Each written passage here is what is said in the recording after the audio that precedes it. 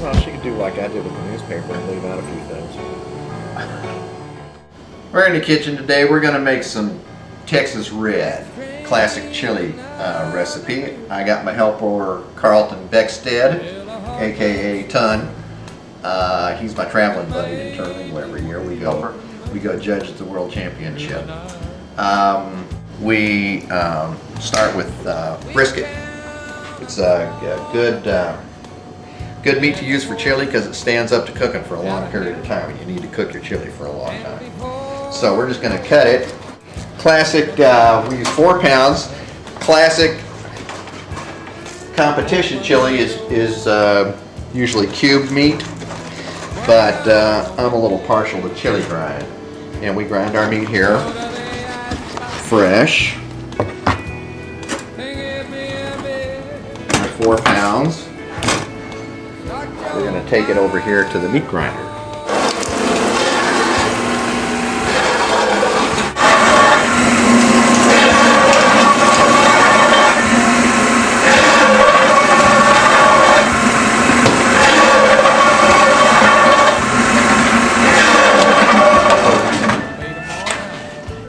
On a low heat, and brown it up.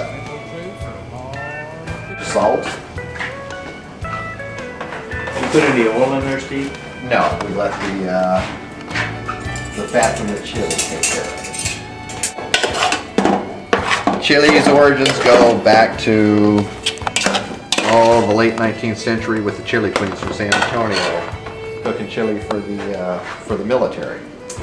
Carlton, you want to toast up some cumin for me? Whole cumin seed. All right, I've got about a half a tablespoon of whole cumin seed, and I'm going to toast them to bring out the flavor in them.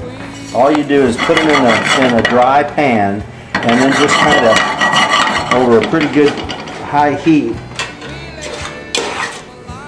and just kind of whisk them around a little bit in there until they start to smell fragrant, and you'll know when they're starting to brown up a little bit. It really adds a lot of flavor to the spice.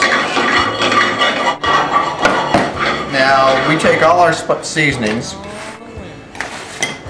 and we soak them in beer. It helps them blossom.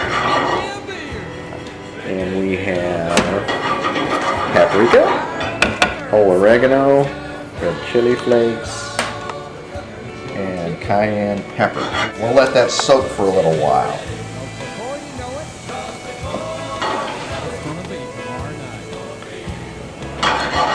How you doing there, Tom?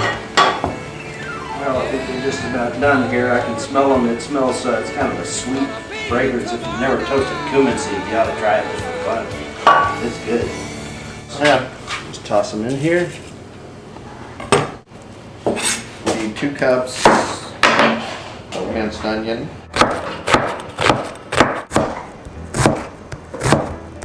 So there's the 2 cups of onions. We've got a couple of tablespoons of minced garlic. How's it going over there, Carlton? I think we're getting about ready, Stevie. It's all looking kind of uniformly brown here. It's not... Okay. Pour in the onion. And the garlic. And then I'm going to stir it all in here. Until the onion gets soft. You can see them here. They're a little bit translucent and they're tender. So it's just about time to add the other ingredients. Okay, we're going to add all the spices with the beer now. And we're going to let that simmer for another 20-25 minutes. Well, it looks like this is just about ready. It's been about 20-25 minutes. Now we're going to add 2.5 cups of tomato sauce. Should use a really good, thick, heavy tomato sauce. Make sure it doesn't have any other seasonings in it. A lot of tomato sauces come with basil, and God forbid you put basil in chili.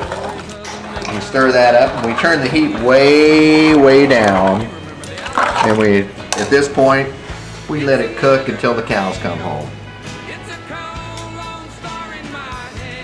Gonna let that simmer for at least a couple hours.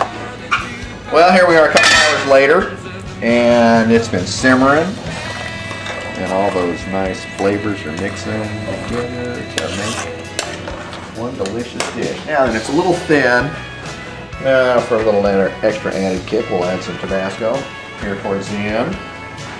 And you can just let it sit here, take the lid off and let it simmer for another couple of hours and evaporate a lot of the liquid. But I like a lot of liquid, so I thicken it up with masa harina, corn flour, mixed with water. Mix it up real well so you don't get any lumps in there. It thickens it up, and I like the corn flavor it adds to it too. And just add that. Mix it in. Then you let that simmer on a real low heat. It'll thicken up in about 15-20 minutes. Texas chili. And if you want beans in your chili, then don't use this recipe. Well, here we are, half hour later, and our chili is ready. Damn, that looks good. Now, some people like a little cheese, little onions. We don't even talk about the people who like beans. You can use saltines. Put a little bit of cheese. In Cincinnati, they do weird things like put cinnamon in their chili and put it on top of spaghetti. There was a guy in Dallas named Shanghai Jimmy who used to do it with rice. Well, here's to you, buddy. Yeah, since my role has shifted from helper to eater, I'm going to try eating it right now. Get a little bit of all of this stuff in here.